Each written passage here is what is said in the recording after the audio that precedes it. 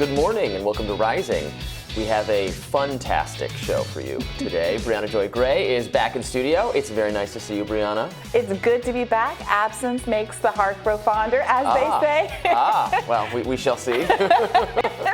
We have a great lineup for you today. Truly, we do. Our Rising panel will discuss Jill Biden's comments where she compared the diversity of Latino voters to the diversity of tacos, and Emily Jashinsky is going to fact check a viral story that alleged a 10-year-old needed an abortion.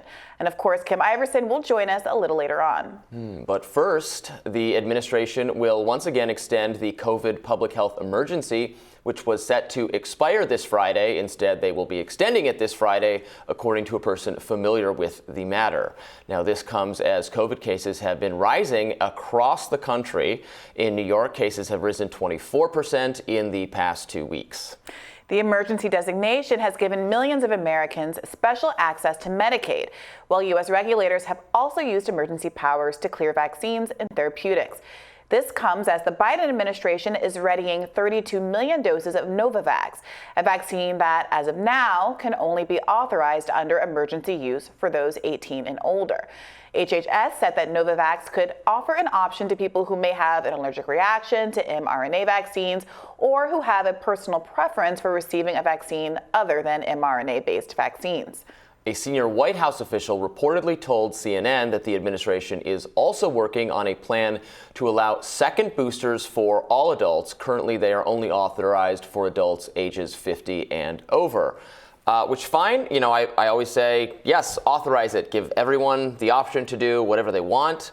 I can't imagine a second round of boosters is going to be that people are going to just be lining up to get them in the under 50 category. Nor do we really have any reason to expect that a somewhat higher booster or more booster shots among that demographic is going to really translate to anything, right? It's not going to have a significant effect on hospitalizations. It's barely going to have anything to do with deaths. This is the fundamental question from my perspective is now that we know that the vaccines and the boosters don't have the same effect with respect to stopping transmission that we thought they did initially, the fundamental question is whether or not they sufficiently make your symptoms upon getting COVID diminished that it lowers hospitalization rates. I think that's the biggest public safety concern is whether or not hospitals again become overburdened at some point. So if it is true that getting additional boosters continues your protection against the worst effects of COVID, I think there are many people who would be interested in continuing having that sort of protection. But I would argue that that's the messaging that the CDC needs to do, and their former lack of clarity on that point and the reasons why you should get a vaccine, being about your own kind of guarding your own health against the worst effects of things and also keeping yourself out of the hospital population, that they need to really land that if they hope for people to comply. Right. It's about your own health, not really the preventing transmission very much. Yeah. I mean, these variants, what we're at now, are just highly, extremely transmissible. No one is under any illusions that a vaccinated or a more vaccinated or a more boosted public is having some significant effect on preventing transmission. It's not clear that anything is having a significant impact on preventing transmission. But that aside, that's fine. It doesn't matter. You can still want to choose the vaccine or an additional booster for yourself, for your own health. Certainly, I think if you're under 50 and you're still at some people, if you have morbid obesity, if you have an immunocompromised condition, absolutely it makes sense for you. And I'm not your doctor. It might make sense for other people. Even if you're getting your 40s, your 50s, some people are in poor health. But there are a lot of people who fall into that category. I think sometimes we talk about folks who are uniquely vulnerable to COVID as though they are a discrete, very small population.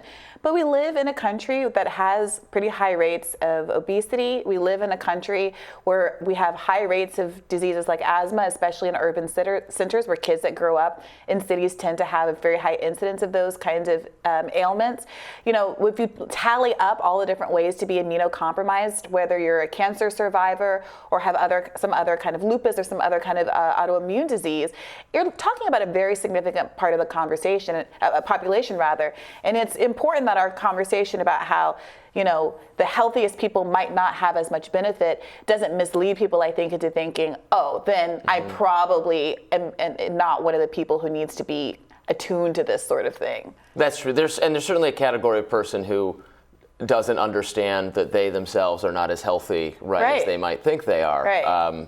So certainly people should take that very seriously. But it's not, as long as we're operating at the level of here's what you ought to do, here's what you can do, rather than requirement, that's fine. Yeah, it looks like the mandate world is kind of in our rear view. It looks like the extension of this emergency the emergency COVID relief here is largely to keep people with their access to the expanded Medicaid programs, which is also kind of an interesting policy choice. Perhaps the Biden administration recognizing that it shouldn't yank away all of these COVID-era benefits in the lead up to midterm elections, when so many of them were popular. And COVID taught many Americans that the government has the capacity to support and help them in a way that it has denied it has the capacity to do for so many years. And there's some, I think, political benefit to, not saying no more Medicaid for you, but as we still are in the middle of the ongoing American health crisis, un-COVID related, just the reality of having an employer-based healthcare system that lets so many people down. Pandemic has also showed us government's capacity to epically screw up logistical issues. Speaking of which, we want to talk about the monkeypox vaccine. You want to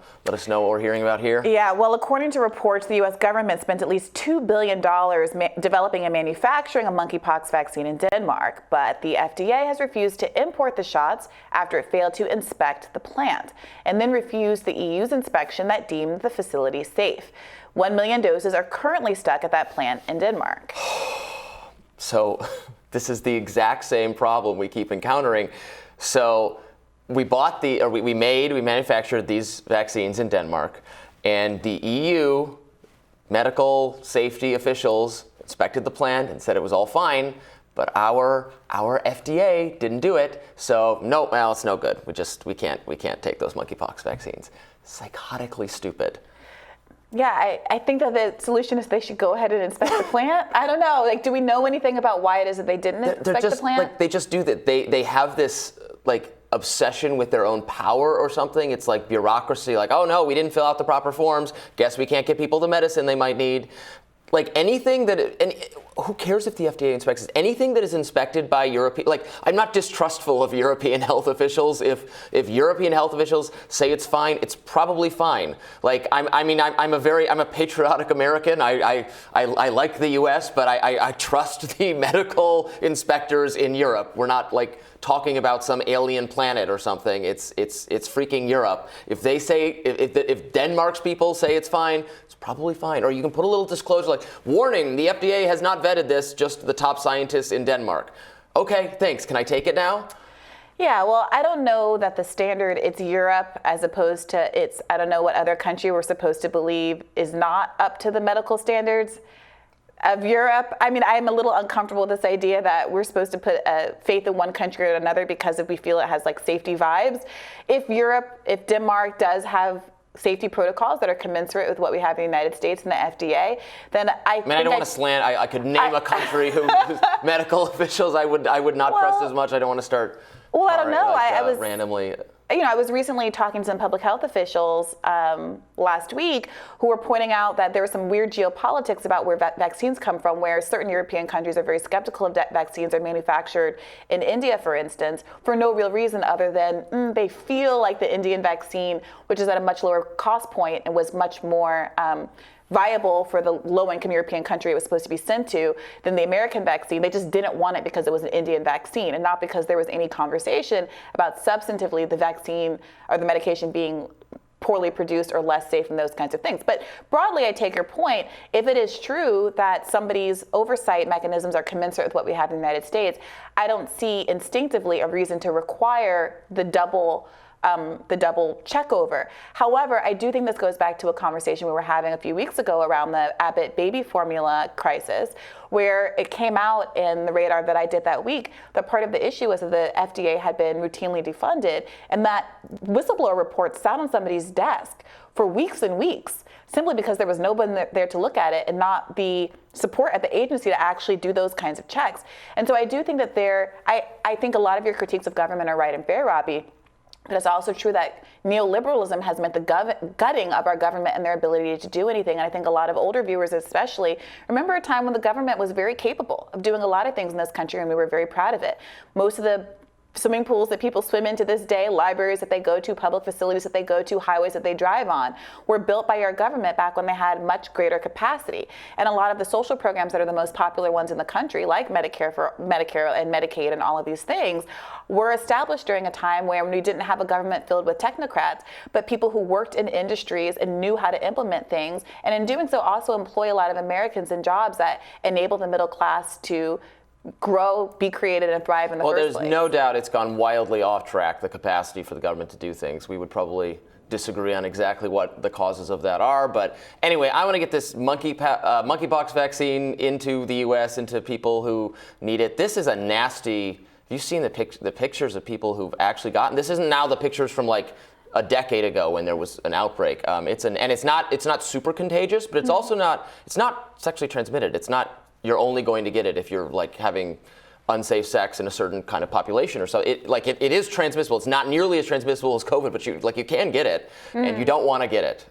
So I don't know. Well, I'm sure we'll continue to follow that. Maybe we can look forward to a radar about exactly what's going on with the oversight of the monkeypox vaccine. But I look forward to whatever your radar is about this week next, Robby.